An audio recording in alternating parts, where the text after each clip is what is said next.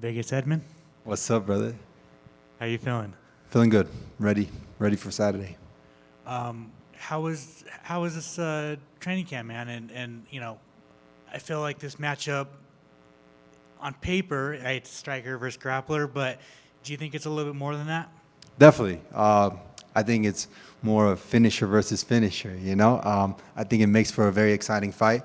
Training camp's been amazing. Going off of the last one, skill building on the last one. So, yeah, it's always been great. Now I'm ready.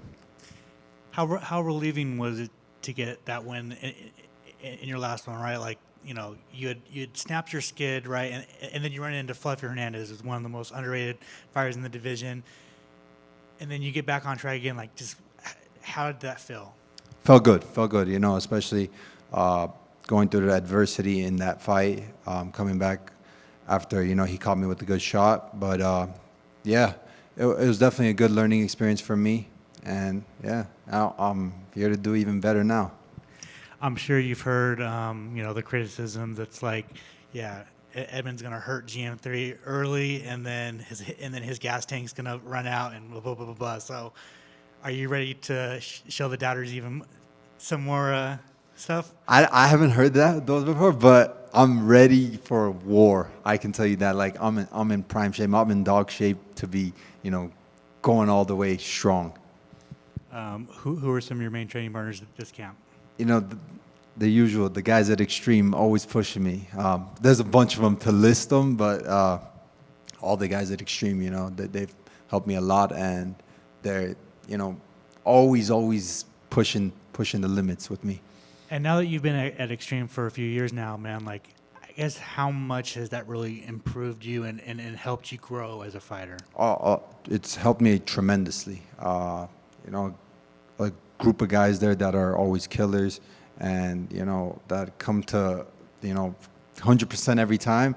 It's awesome. And obviously we had the champ there, Sean, former champ.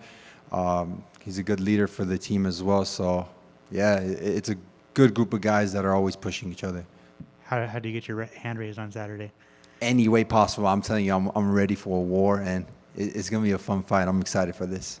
What do you think of Izzy versus DDP? Oh man, I think Izzy looked really good coming into the fight. DDP, obviously he's a very unorthodox fighter, and the way he gets finishes and the way he gets wins is impressive. And I think I heard Dana say something yesterday. He was like, he's like a white man dancing. That was pretty funny, but I can see that definitely. And yeah, he's a dog, and Izzy's a dog too. So I'm happy how that fight went. And then obviously, they showed lots of respect to each other after too, which was cool. As someone who's very technical, like, and you watch DDP fight, like, how does he keep doing it? Yeah, it's crazy. It's his style. I don't think a lot of people could do that style. I think he's like very, very unique in that sense. So it's impressive, and good for him. He's doing amazing. Obviously, you're teammates with Sean, and Dana said he's next. But do you think there's a case for Robert Whitaker or the winner of that fight versus Hamzat? I don't know. I think Sean deserves it, especially since the close fight he had with Dricus. But yeah, it's so close with those top contenders. But I definitely think it's Sean who's next in line. But then again, you got to see how other fights play out, this, that. But if I were to choose, it's definitely Sean. Not being biased, of course, but yeah. Thanks, man. Of course, thank you. Just out of curiosity, how do you train? Like, let's just say you had the assignment, and you had someone that unorthodox. How do you train for somebody? Do you be more unorthodox, or how do you prepare for a strikers? Because it's coming. Yeah, definitely. You got to be, I feel like each round you got to have different styles approach you in sparring.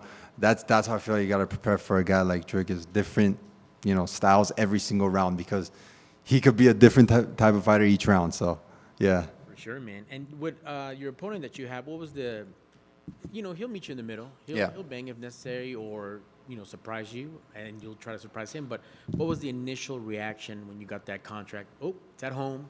guy I know. We got tape on. Let's go to work. Yeah, definitely. Yeah, I know he's a good fighter.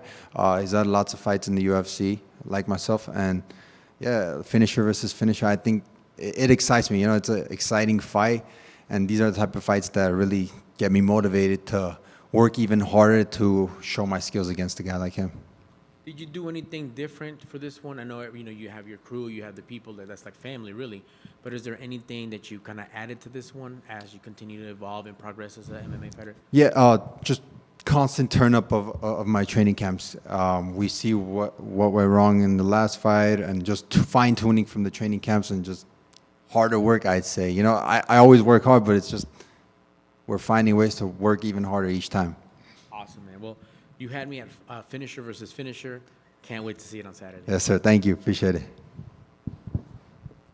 I just have one. Sorry, I just want to know what you think about the other middleweight fight that we saw between. Now I'm drawing a blank.